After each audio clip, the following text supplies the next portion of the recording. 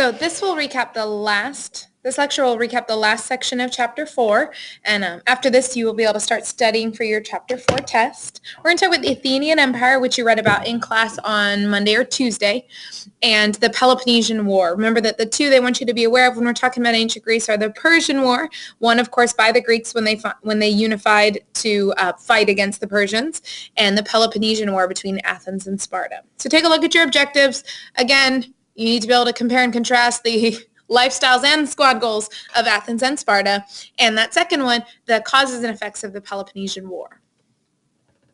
So just real quick, a couple of things I want you to be aware of. These are things you read about in class of what life was like in Athens. A lot of early Athenians were farmers and herders. Herders, of course, being people who keep domestic animals. But I also want you to be especially aware of olives and grapes as being a couple of crops that we tend to associate with Greece, and which even then they were well known for. Here you have an image on a piece of Greek pottery of men who are working their olive trees.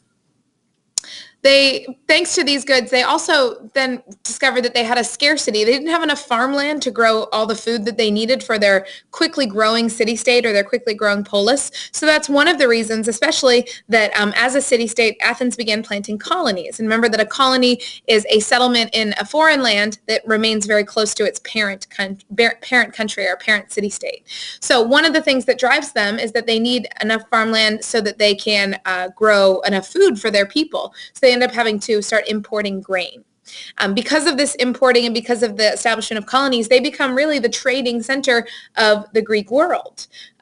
You're going to have a lot of merchants and artisans who are going to start growing wealthy from pottery like this, from other goods like jewelry and leather products. And these people, remember, are going to become wealthy. And remember, I'll say it again, I've said it a couple times now, remember how political power worked in Greece. In the beginning, it was only landowners. And then you had people like these Athenians who grew wealthy off of trade but were not themselves landowners, who also demanded a seat at the table, men who demanded that they also should have a say in government. So then political power was then opened up to all wealthy people, not just those who own land. And then through the series of reforms like the ones you read about with Pericles, you're going to find nearly all Athenian men will have a say in government. There was a section where you contrasted the roles of men and women. Athenian men, they're going to spend some time working. They're going to be exercising. They will spend some time at the assembly if needed every 10 days or so, the place where they in direct democracy, where they vote on laws and do the business of running the city-state. But they're going to have get-togethers in the evenings. They're going to socialize and drink and talk about politics and philosophy and all that good stuff. And that's what it's like to be an Athenian man, but that's not what it's like to be an Athenian woman. Women are going to marry at 14 or 15, so you girls are safe for a few more years, but they're going to be expected to marry early. Until then, they're going to virtually be property of their fathers. Even once they've married, they're going to be staying home to take care of the children that they're expected to have. Then their job will be to supervise the servants, and then, of course, to spend time working wool into cloth. They're going to spin it, they're going to dye it, and they're going to weave it into cloth. And that's what this other image from a piece of Greek pottery shows, is Greek women working at their looms to weave cloth. They're almost never going to go out. Athenian women are almost never going to leave the house. They're going to lead strictly domestic lives. They may go out for funerals and the occasional festival, but they're only going to leave the house if they go out with a male relative. One of the details that you may recall from the questions I asked you, remember that poor women in Athens are going to end up having a little more freedom just because they're not going to have the luxury of staying at home. They're going to need to work to support their families. So they may find themselves working in the agora or the agora in the marketplace.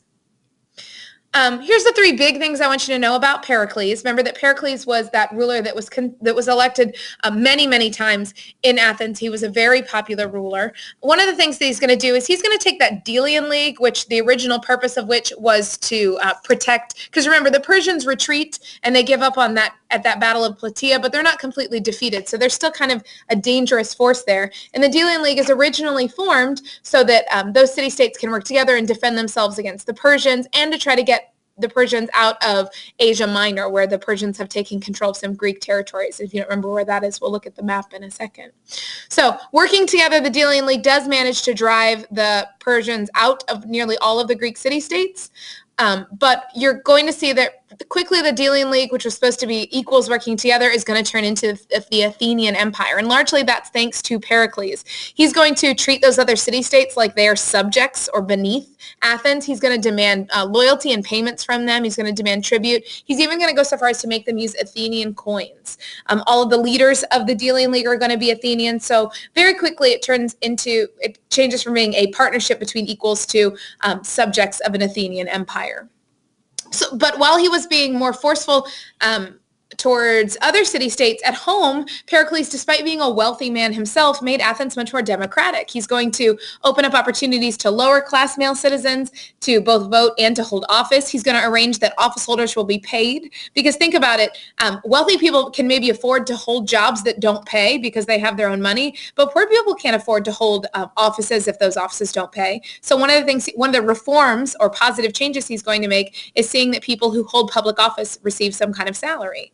He's also going to be known for rebuilding the damage that the Athenians faced after the Persian War. He's going to foster art. He's going to support architecture and generally just culture, all of those things that we learn to associate with Athens as opposed to Sparta. As far as why the Peloponnesian War happened, I gave you, by kind of setting up Athens and Sparta as being enemies or having completely different beliefs, I kind of set you up for this, but this is what happens. Athens, through its Delian League, starts to gain kind of control. We've got this Delian League turned empire, gains control of large areas. It's becoming very rich and very powerful. And the other city-states, especially Sparta, but other ones as well, you will see Corinth here and Thebes. These are city-states are going to start to feel both jealous and threatened. Think about it. What you know about Athens and Sparta, they're practically polar opposites. They don't understand each other's way of lives. They certainly don't respect each other's way of life. And Sparta especially is going to view Athens' actions in expanding and in subjugating the other city-states as being aggressive. So in response to the Delian League, which they were not a part of, they're going to form their own Peloponnesian League. And remember, Peloponnesus is this peninsula right here. It's connected to the larger Greek peninsula by the small land path there at Corinth. And this is going to be the home of the Peloponnesian League. Take a look at the map. I want you to pay attention to how that works. You've got Athens here in Attica. Remember, Attica is the larger area. You've got Athens and its allies in purple. And then you have Sparta and its allies in green. And then you have areas that are remaining neutral in the conflict between them. Remember, I mentioned that the Delian League was formed to help drive the Persians out of Greek city-states in Asia Minor. Remember, this big landmass here that's modern-day Turkey is Asia Minor. And you're going to see that unsurprisingly, a lot of Athens' allies are along water. And you know why, because you remember that Athens is the city-state that actually has a navy.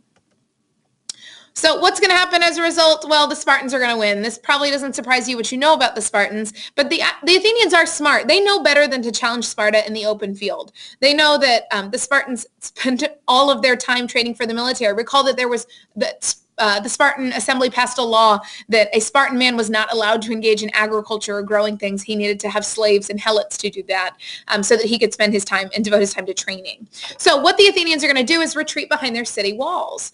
And what's going to make this effective is that, remember, because the Athenians have a navy, they're able to be resupplied by ship.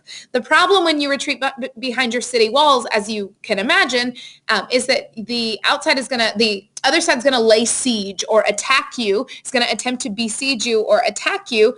And if you don't have any way to get supplies, you're going to starve in there when you run out of supplies. But the nice thing for Athens is that they have a port and they have a navy that's able to resupply them. So they may have had more of an advantage, except a year into the war, in 429 BC, or a couple years into the war, a deadly plague is going to spread through the city, and it's going to end up killing a third of the people who live in the city, including Pericles, their leader, their much beloved leader. And you might think, well, Athens might have to give up. But no, Athens is going to fight on for 25 more years. The Spartans are going to spend 25 more years attempting to get Athens to submit or to give up. but the Athenians are going to continue to hold them off. The Spartans are going to have to lay siege. These are later siege weapons. These are actually Roman siege weapons, but they give you an idea of what you do when you are trying to lay siege or to get into a walled city. And the Spartans are going to do their very best. Ultimately, what's going to help them win is that they're going to make a deal with the Persians. They're going to make a deal with their old enemies, the Persians, who you can imagine are more than happy to take one side over the other.